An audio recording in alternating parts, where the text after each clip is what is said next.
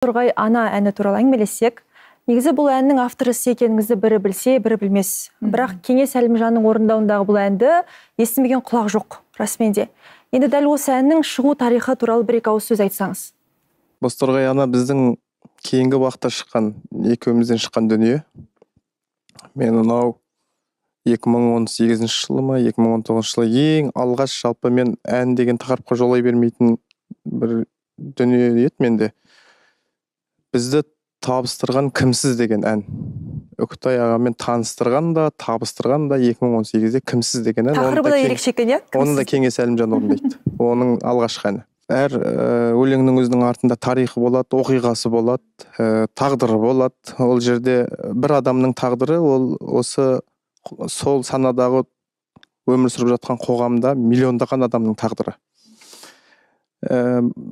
Нақты Бозторғай анаға тоқталып кетейін. Енді мен мұндағы бір жігіттермен шығармашылық байланыс жасаймыз деп келісіп, содан Шымкентке ұштық.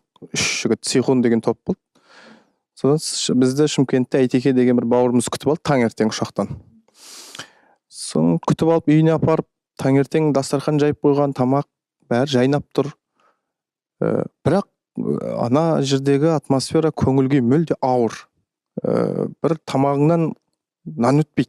Ана көңіл күйлерді көріп, сыртқа шығып студиясына қарай барсақ, жаңағы Әйтеке деген жігіттің інісі бар екен, бір бұзықтау, тентектеу. Сол бір тентекті жасап қойып, жаңағы неге қамалып қалыпты. Бірталай тентекті жасаған, енді бұл үйдегілер уже шаршаған ана баладан. Анасы келді. Анасы келді. Ол менің балам ғой дейді. Ол менің балам ғой. Ол қандай болса да, ол менің балам. Ол жақсы болсын, жаман болсын, ешқандай ана өзінің баласын қиянатқа, жамандыққа қимайды. Алып қалыңдаршы деп боқтадай боздап жылады. Ана көз алдыңда болып жатқан оқиға маған тек бір Бозторғай сияқты шырылдап жатқан ана сондай бір ғана ой келді болды. Соны мен өзімнің анамды ойладым. Мүмкін менің қате басқан жерлерімде ол кісінің жүрегі де шаншып ауырған шығар. Мүмкін ол кісі білмейтін мен жамандықтарға ұрынғанда ол кісінің де жаны ауырған шығар деп мен өзімнің анамды ойладым. Содан сол жерден сол өлеңнің басы басталды. Жалғызым, мен өзімнің анамды апа деп айтам. Бірақ жаңағы Әйтекенің анасының көңіл күйіне, сол тағдырға, сол оқиғаға байланысты өргіп жатыр өлең. Содан басталды: жалғызым, жаным, жан апам, мақтадан мамық алақан, ананың жаны Бозторғай, баланың жаны балапан деп басталды. Сол қасымызда Әділет Жауғашар, Өмірзақ Махамбет деген композитор, әнші жігіттер бәрі отыр. Соларға айтып жатырмын: бірдеңе жазыңдаршы. Мына кішкене болса да жұбатып кетейік, мына ананы бірдеңе жазыңдаршы таңға дейін. Түн жарым ғой енді. Сонымен болмады, таң алдында Әйтеке айтты: маған такси тауып бер, мен Қызылордаға қайтам. Біз қайтадан Алматыға кетуіміз керек. Жоқ, мен Қызылордаға қайтам дедім. Мен бұны бір жазса, Үкі ағам жазады. Не болғанда да деп. Содан соны жартылай жазып өлеңді. Содан таксиге мініп Қызылордаға ұшып барып, содан ешқайда бұрылмай үйіне бардым да, оятып алдым да, төбесінде түнеген әулие ұқсатып. Соны осы аға осындай оқиға болды, осындай дүние болды, бұл жартылай осылай тұр, аға осыны жазайықшы деп бардым. Бұл енді жанында кісі отырғанда көпшілік жерде ән жазбайды. Оңаша, жалпы шығармашылық адамдар оңаша жалғыз қалып жазады көп дүниені. Сонымен қалдырдым. Сөйтіп мен өзім әйтеуір жүрмін, былай ананы аяқтай алмай. Сол бір аптаның ол жақ бұл жағында, иә? Бір аптадай жүрдік қой деймін, соны толғатып. Сонымен мен сөзін жазып бітірдім. Содан Үкі ағам әніне отырды. Сөйтіп бұл ән дүниеге келді. Ендеше күйшіліктен сазгерлікке, сазгерліктен кейде әншілікке ығысатын Үкітай Ерниязовтың өз орындауында Бозторғай ана әнін қабыл алыңыздар.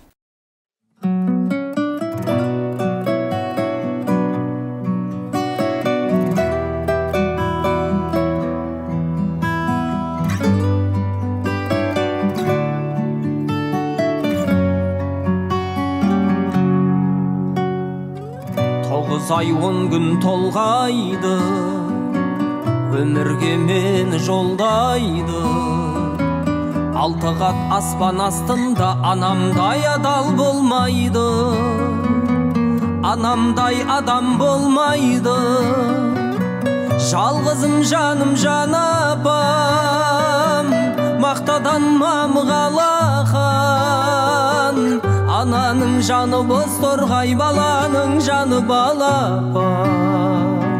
Адамды Алла көп сынар, әкенің сөзі оқ шығар. Анамдай сұлу адамзат жұмақ жақта да жоқ шығар. Періштем болып қорғайды, пештей болып орнайды. Жеті қат жердің үстінде анамдай жылу болмайды. Анамдай сұлу болмайды. Жалғызым жаным жан апам, мақтадан мамығалақан. Ананың жаны боз торғай, баланың жаны балапан.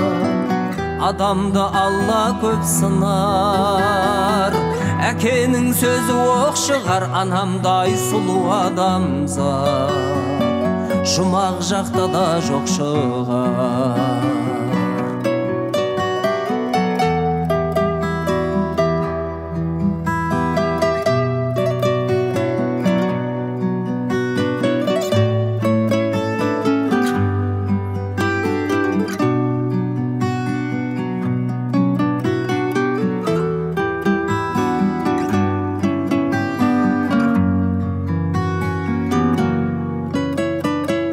Қартайса анаң сол қайғы, ақ жүзін әжім торлайды.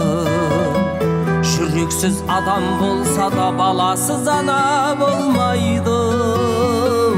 Анасыз бала болмайды. Жалғызым жаным жан апам, мақтадан мамығалақан. Ананың жаны боз торғай, баланың жаны балапан. Адамды Алла көп сынар, әкенің сөзі оқ шығар. Анамдай сұлу адамзат жұмақ жақта да жоқ шығар. Жалғызым жаным жан апам, мақтадан мамығалақан. Ананың жаны боз торғай, баланың жаны балапан.